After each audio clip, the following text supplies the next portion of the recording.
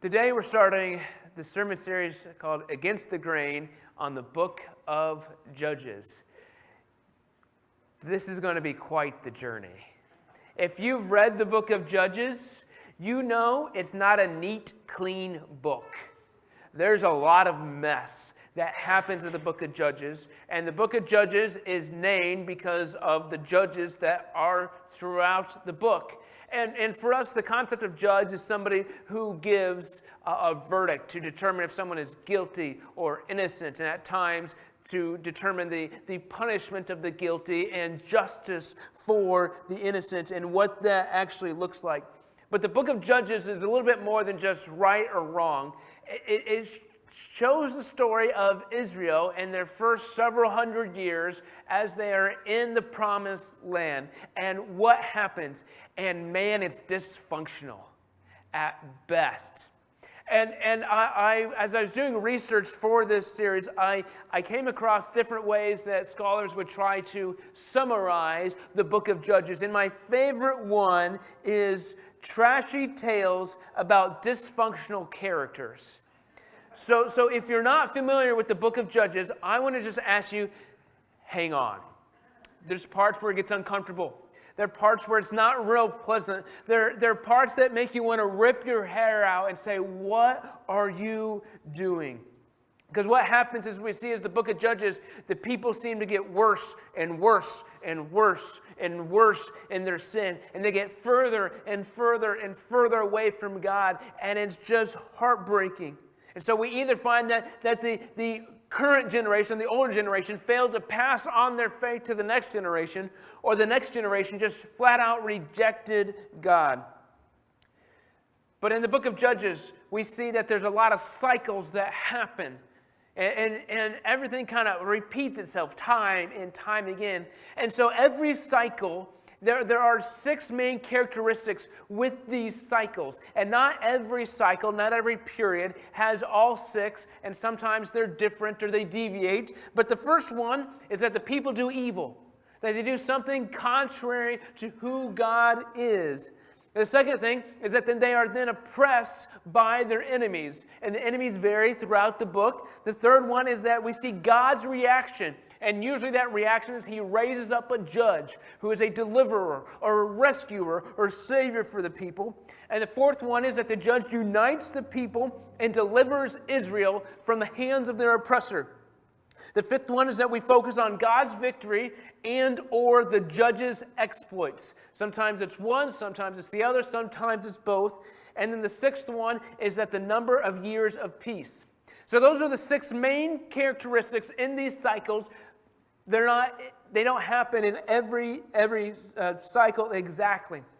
But as I said, the book of Judges, the people get worse and worse and worse and worse. But one of the things about the book of Judges is it's not necessarily chronological. And if growing up, I always thought it was chronological. I assumed it was chronological, I guess. That they were getting worse and worse and worse. In fact, some scholars claim that Samson, who's the last one in the book of Judges, is the first one. Some claim that, and there's no real definitive proof on any of this. But if we assume it's chronological, we see they're spiraling out of control. They're getting further and further and further away. But if it's not chronological, it kind of shocks us a little bit and say, well, they were bad to begin with. They had evil problems throughout. It's not as though they were just getting further and further from God. They were just messed up to begin with. They were a dysfunctional people right from the get-go. See, the issue for Judges and most of the books in the Bible is not necessarily just to provide a historical facts of what happened. That did happen, but the issue is the purpose of the book is theological more than it is historical. So it's trying to get a point across of saying this is what is going on. These are lessons to learn. See, the book of Judges, one of the main keys that's happening here is we see that they have no king. Now, the reality is that God is their king, and that becomes a problem because they reject God. And that's the fundamental issue of what's happening. They reject God as king. And so what's really happening is they're committing treason. Now, maybe that's far-fetched in some people's mind. We'll God isn't a person there. Well, God is their ruler. God is their authority. God is where everything rests for Israel. And so they are rejecting him. Now, up to the exile, several hundred years after the book of Judges, we find that Israel experienced one bad king after another. Now, there were some kings that were good. I'm not saying every king was completely evil and completely against God in every way. But for the most part, God's people experience one bad king after another. In fact, we get to close to the end of the book of Judges in chapter 18, we see that there's a reference to the Assyrian exile. When the northern kingdom, when Israel was defeated and deported by Assyria in 722. Now the book of Judges is based about 1400 to 1000 BC. So this reference to the Assyrian exile was several hundred years at the conclusion of the events of this book. Now, so we see that there's a lot of things happening, a lot of issues at stake.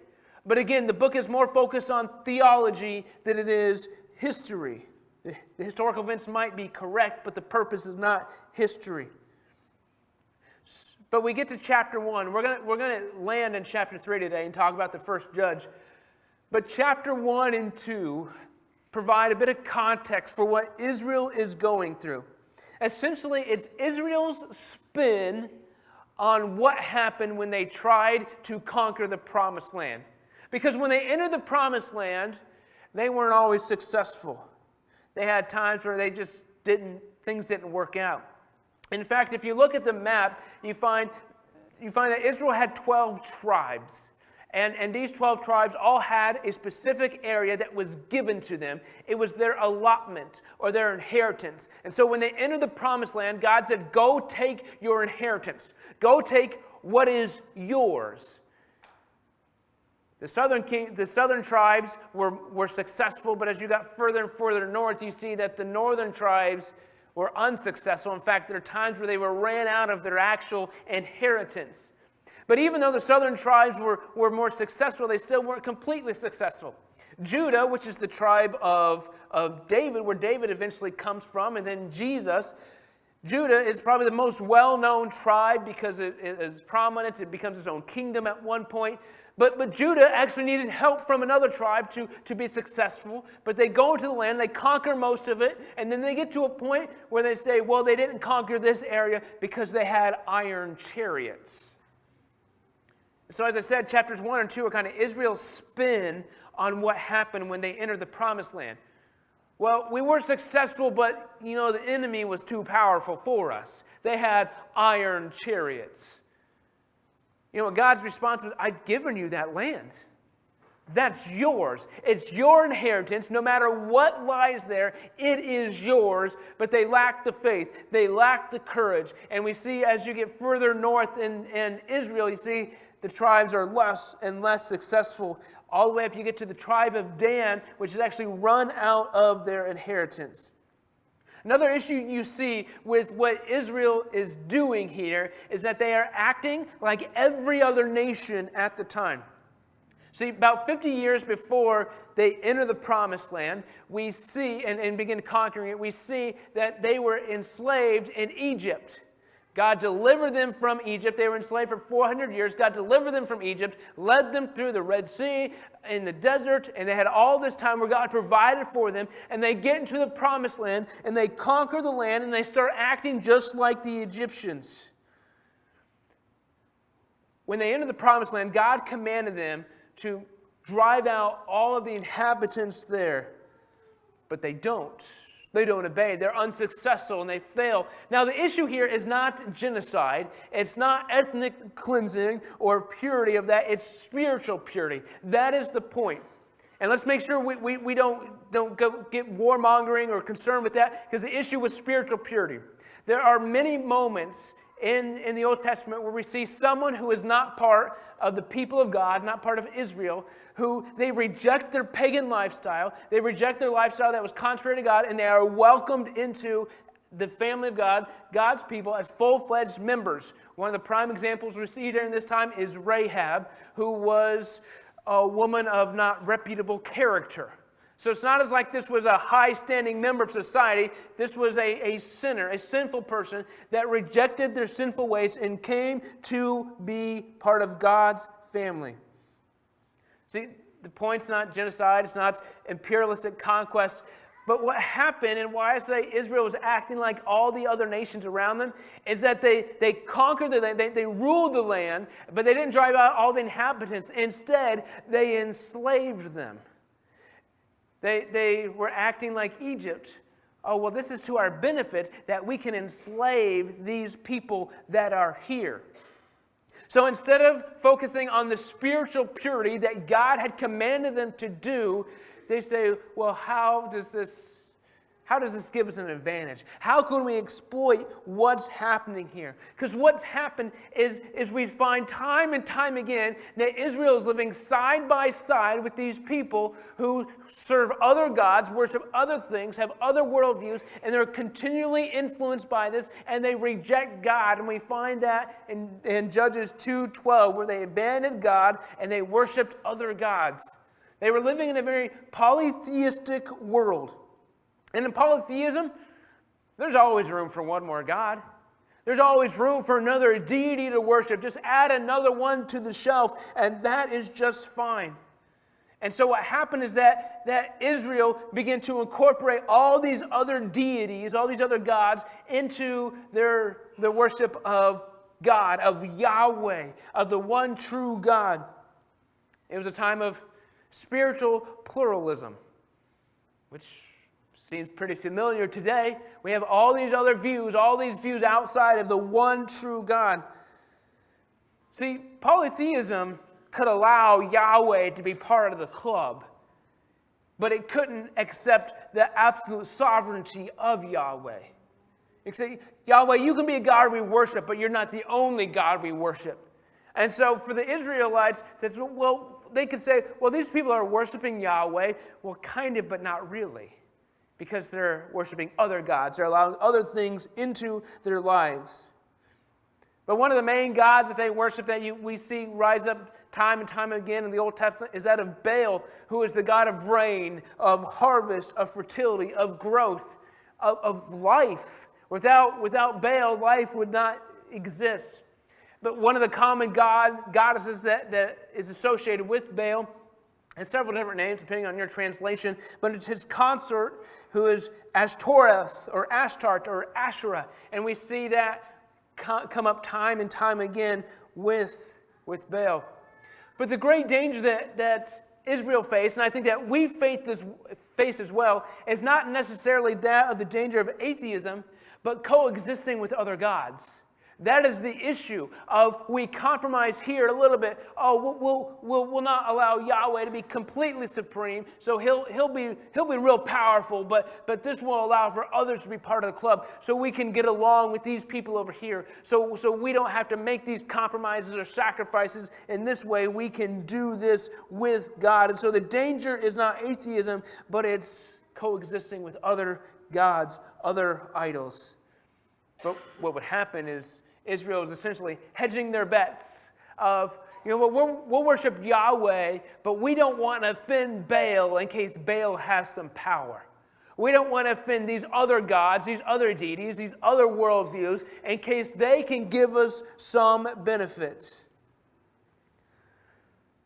But we find throughout the book of Judges that even though these people are a mess, even though these people reject God time and time again, even though they do all these things contrary to who God is, we find that God's grace is relentlessly offered. And that is a key theme that we cannot miss or overlook. Now, grace is undeserved no matter when it is, but we see that God continually offers it. Now, one of God's expectations is that He demands to be Lord over everything in your life. God doesn't want to just be part of your life. He needs to be Lord of everything in your life. And God wanted Israel to rule the entire promised land. He had given it to them, but they failed. And we as people recognize that we need continual revival. We need to continually be refreshed, continually restored, to refocus. But sometimes I think we act like Israel and we get distracted, or we try to take shortcuts or get the cheapest option. But as I think about the book of Judges and how they continually failed, I come to the conclusion that failure is normal, but it's not required. So as we think about our following of Yahweh, of following this one sovereignty, this single, all-powerful being, we have to recognize that He extends grace when we fail, but it's not required that we have to fail. Israel, we can learn lessons from them to say, let's avoid this, or let's overcome this, or how can we guard against this temptation? Because we have the same temptations today. We make up excuses like Israel. Oh, well, the enemy is too strong, or this happened, so I can't do anything. Other times we just reject God because, you know what, this is more convenient over here. Or we like this idea better. Or we act like other nations or other people, other non-followers of Jesus say, well, it's okay. It's not a big deal if I do this one time or do it this time period. Or we try to incorporate God into other areas of our life. Hey, God, just come be part of this. Let this in so we don't have to make so many sacrifices and we continue the cycle of sin. But I say to you, failing is normal, but it's not required. So we come to the first judge, Othniel. And we find that in Judges chapter 3, starting in verse 7, and it says, the Israelites did evil in the Lord's sight, the first part of the cycle. They did evil. They forgot about the Lord their God, and they served the images of Baal and the Asherah poles. Now, this concept of evil is a very generic term. It's like we talk about evil or sin, very broad, all-encompassing term, but it's about some things against God or not following God as they should. And we always have to be careful when we read stories in the Bible about how people didn't do things correctly. We have to be careful not to judge them because, these are people like us. These are people who sin, who are imperfect, and we have to make sure we look ourselves in the mirror as well. But see, Israel was getting used to their sinful ways, and they were becoming like their neighbors. Instead of being a witness to the inhabitants, to the Canaanites, to the people of the land, they assimilated to them and they failed. And so we see right off the bat with the first judge, failing is normal, but it's not required. And I promise you that. Because what happened is they forgot about God. And when we forget about God, it leads to sin. So we have this mentality of, what have you done for me lately? And what I think happens is God has done all these things in the past, but we see this obstacle right in front of us. And we get so consumed by this obstacle right in front of us that we forget that the God of the past has done awesome things, and all we're seeing is this obstacle. So they forgot God. They forgot all the stories, and they forgot all the things that God had done for them. And so one of the things the book of Judges does is it shows us that there's collective amnesia with the people. They continually forget God, continually reject Him, continually do things contrary to Him. Now I recognize this is about a 400-year period. So it's not something like they forgot something that happened 3 days ago. It's something that happened a few years ago. And as I was thinking about this concept, I recognize that if you've lived through something, it impacts you more than if you just read about it in a history book. And so I'm thinking about things that have happened in my lifetime, and I remember where I was on 9/11. And so I've lived through that experience, and I process that a lot differently than those who weren't alive during that time. But I wasn't alive during Korea or Vietnam or World War II or the Cold War. I wasn't alive during those times, so I process them a lot differently than people who were alive during those times. And so make sure we recognize that's what's happening here. They forgot, but part of it was that they were rejecting the stories that had been passed down. They're rejecting the experiences that others had shared with them. Because what happened is that God was no longer real to them. That they had failed to make Yahweh the real supreme ruler in their life. So I think one of the main missions of the church is to go out into the world and make God real to the world. Not in a way that judges the world, not in a way that condemns the world. Now, in order to do this, God's got to be real to us first. If God's not real to me, I can't show others why God should be real to them. So we have to do that. But when we fail to make God real to others, people are going to start looking for answers in all other sorts of places. And so that's why people leave the church, because God's not real in the church. So people say, well, why am I here then? Well, let's go search for other things. And that's what was happening in Israel. And so they served other gods. They served Baal. They served Asherah. Israel made God, the creator God, in Canaan, in the promised land. But then they allowed other gods to creep in to be part of their system. Remember, Israel was called to be distinct, was called to be separate, was called to be pure, was called to be different from the other nations, but yet they were assimilating those nations into their own lives. And the more they assimilated, the more they became like them and they rejected God. But this was normal. This was normal in the ancient Near East. That when you moved to a particular area, it was expected that you would worship the local deities. It was expected that you would not offend the local religious communities by rejecting their God. So this was normal. This is what was supposed to happen. This is what was expected. But that's not what God called them to be. See, we continue. It says, "And the Lord burned with anger against Israel, and he turned them over to King Cushan-Rishathaim of Aram. And the Israelites served Cushan-Rishathaim for 8 years." One of the descriptors we use for God is that of he's a jealous God. He says, "No other gods before me, no idols." Those are things we need to worship God and God alone. When we do anything contrary to that, God is unhappy, and so his anger arises.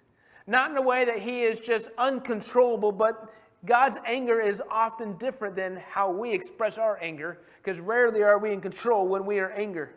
But Israel shows us what not to do. Even though we have the same struggles, we have the same struggles as Israel of assimilating to the culture, of consumerism, of relativism. We have these same problems today. So, but because of their problems, they were handed over to Aram. Now, Aram was in the north section of Israel, and had Israel actually driven out the inhabitants of the land when they entered the promised land, Aram wouldn't have been a problem. But we see this is the first instance of their failure to come back as a consequence for them. And it took them 8 years. And on some level, 8 years is a long time. 8 years is a long time to be oppressed, to live under the jurisdiction of another group or to be hindered by them. But it took 8 years, took that long for the people to be awoken spiritually, for them to realize the mistakes that they made, that they needed to change. And I say it was a long time, but really this is one of the shortest periods in the book of Judges where Israel was oppressed. Most of the other periods, it took them longer to change, longer to realize that they were oppressed and in a bad spot. If we continue in verse 9, it says, "But when the people finally cried out to the Lord for help, the Lord raised up a rescuer to save them. His name was Othniel, the son of Caleb's younger brother Kenaz. The Spirit of the Lord came upon him, and he became Israel's judge. He went to war against Cushan-Rishathaim of Aram, and the Lord gave Othniel victory over him." So they cried out to the Lord for help. Now this is setting the tone for the rest of the book. Othniel has all the 6 characteristics of the normal cycle this story does. And we see Othniel is the ideal judge. But this crying out to the Lord for help sets the tone for everything that happens in the book and for Israel's spiritual health. Because them crying out is not an admission of guilt. It's not an admission of we are sorry. It's not a, hey, we are going to change. It's just a, hey, we're in a tough spot, God. Can you help us? They're saying, it's hey, let's raise the troops. Let's mount the chariots, mount the horses. Let's get together and let's tackle this problem.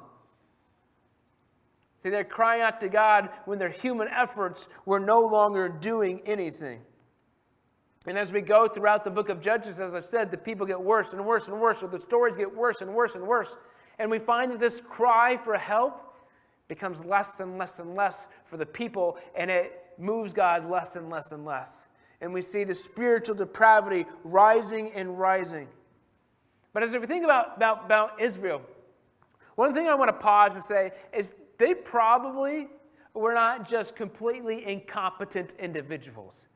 It's real easy to read stories of failure in the Bible and say, man, they just didn't have a clue. They messed up all over the place. I imagine they were not just completely incompetent. I imagine they tried a lot of things that were good things. They're trying to change, trying to adjust, trying to overcome the obstacles that they encountered, but they couldn't do it on their own strength because they had rejected God. And so it's a warning to us today. We can do all the good things we want. We can have the best plans that have ever been created, but if we do them without God, they're not going to be successful. So regardless of where we rise, we have to make sure that we have not rejected God. And when the people cried out, God raised up a judge, a rescuer, a deliverer named Othniel. And he's from Judah, and we find he's referenced in chapter 1. And we find Othniel's, he's a pretty good guy. There's a lot of positive things that we can find from him in the few short places that he is mentioned. But what happens is God is sending spiritual leadership. Othniel was a warrior. He had success on the battlefield. He had all those things. But first and foremost, God sent spiritual leadership for Israel. Othniel is the ideal judge. He's the ideal leader, the ideal servant, the ideal person to save Israel.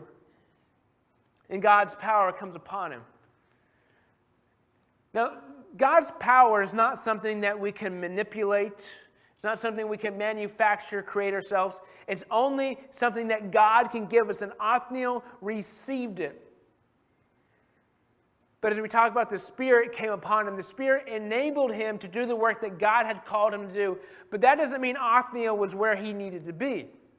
Now, in Othniel's case, it was. Othniel was faithful to God. He served him, had no real issues with that. But we'll find later in Judges, the judge Jephthah also received the Spirit of the Lord. Jephthah made some pretty bad choices. He was a judge, and things came back to hurt him because of the choices he made. So we see the Spirit of the Lord comes upon us, and that just because we have the Spirit doesn't mean we can be arrogant, doesn't mean that we can go and do whatever we want, but it gives us a calling and it empowers us to do what God has called us to do. And God called Othniel to defeat Aram, to relieve the oppression that Aram was putting on Israel. And that's what happened. God gave Othniel victory over him. That is the extent of the description of the battle. God gave Othniel victory. Because remember, the book's purpose is not history. Now, there's history embedded in there, but purpose is theological. God gave the victory. That is what happened. That is how Israel was restored. That is how peace was able to reside in the land, because the last verse in Othniel's section says, and there was peace in the land for 40 years. Then Othniel, son of Kenaz, died. Now, 40 years in the Old Testament is referencing a generation. So for a generation, there was peace. For a generation, the people followed God. People stayed true to Yahweh. People did not reject him, and they remembered him. Now, the land, the promised land, functioned as a spiritual barometer for Israel. When the people were faithful to God, when they were serving him as they should, there was peace in the land. There was prosperity. But when they rejected God, when they did things contrary to him, there was war, there was famine, there was disease, there were all these problems. So when there's peace, we see that the people were where they needed to be spiritually. And the people of Israel were faithful until Othniel died. Now, this is not always the case when we get through Judges. We'll see times where the people really didn't change, or things didn't really adjust as they needed to. But in Othniel's situation, he led the people back to Yahweh, and the people remembered Yahweh. But the story of Othniel does not end in peace. It ends in death. It ends with Othniel, son of Kenaz, died. And we see that's how the story ends, because there's something else coming, and the next cycle is getting ready to begin. The next cycle will begin where the people fall away from God, where they forget about him, and they serve other things than God. We find with Israel, they continually fail. They continually sin. They continually reject God. And we look at Israel, and we see this is exactly how we are too. We continually fail. We continually struggle. We continually miss the mark, but failure is not required. We look at the book of Judges and we see it's a bit of a tragedy at times. And I'm not trying to belabor the point. I'm not trying to get over that. But I want to make sure we look at Judges and we see, how are we just like them? Because if we read the book of Judges or these types of stories, just say, man, those people don't have a clue, and we remove ourselves from it, then we're not allowing the Spirit to convict us and get us to where we need to be. But part of the tragedy with the book of Judges is it shows what God's people could have been if they would have been faithful to God. It shows what God's people could have been had they not failed. The people of Israel were God's people. They were redeemed. They had a holy calling. And we, as followers of Jesus, we are God's people. We are redeemed. We have a holy calling. But sometimes we fall into the same traps that they do in the book of Judges. Sometimes we chase after things that may be good, might be not bad, but they're not Yahweh. They're not the supreme God. See, Israel's history shows one bad spiritual leader after another. But when I think about Othniel and how he begins this period of cycles in the book of Judges, even in a flawed system, even in a sinful society that was rejecting God, Othniel led with spiritual integrity. He didn't allow his context, he didn't allow his situation to dictate his behavior. He didn't blame the people for their spiritual apathy. He said, I'm just going to serve God. I'm going to keep my eyes focused on Yahweh.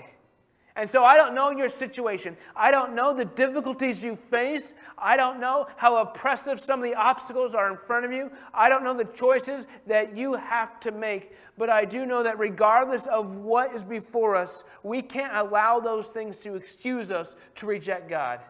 We can't allow those things to justify our actions, because what happened time and time again in the book of Judges is the people looked at the situation and say, well, that looks right to me. And they could justify their actions.